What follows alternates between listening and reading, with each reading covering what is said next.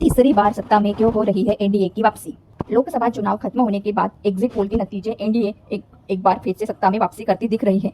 लगभग सभी exit poll में बीजेपी नीत एनडीए को 350 से 400 सीट मिलने का अनुमान व्यक्त किया गया है।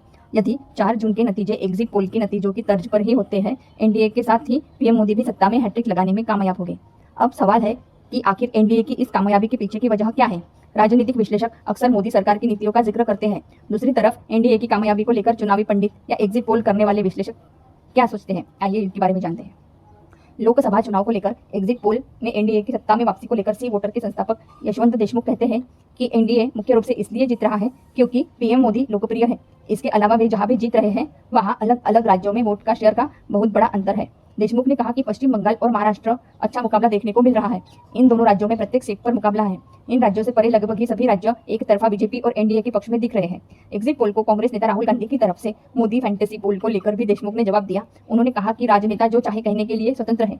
वे कह सकते हैं कि वे पीएम मोदी के फैंटेसी पोल है, लेकिन जब हमारे एग्जिट पोल दिखा रहे थे कि कांग्रेस कर्नाटक या तेलंगाना या पश्चिम बंगाल, दिल्ली, पंजाब, केरल और तमिलनाडु में अन्य इंडिया गठबंधन सहयोगी में जीत रही है, जब भी यह कह रहे थे कि वे आगे चल रहे हैं और वे जीत रहे हैं, तो क्या हम राहुल गांधी या अरविंद केजरीवाल या ममता बनर्जी या स्टालिन को फैंटेसी पोल थे?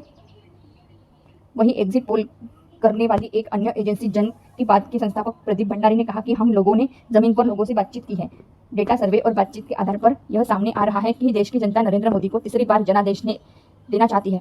उन्होंने कहा कि हमारे जमीनी विश्लेषण के आधार पर देश की जनता नरेंद्र मोदी को बड़ा जनादेश दे रही है।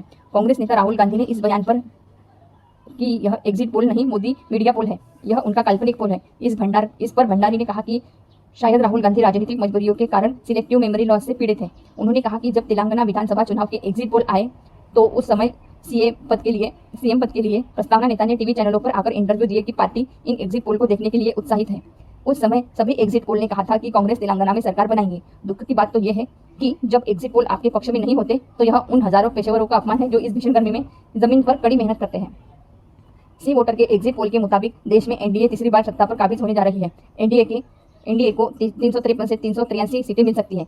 एग्जिट पोल के अनुसार एनडीए 2019 के लोकसभा चुनाव से भी बड़ी जीत दर्ज कर सकती है। वहीं इंडिया गठबंधन को 152 से 182 और अन्य को 4 सीट मिलने का अनुमान है। वोट शेयर की बात करें तो एनडीए का 45%, वोट शेयर की बात करें तो एनडीए का 45%, इंडिया गठबंधन का 40% और अन्य का 15% वोट शेयर रह सकता है। दोस्तों, आपको हमारी जानकारी अच्छी लगी हो तो आप हमारे चैनल को सब्सक्राइब करें और वीडियो को लाइक और शेयर करें।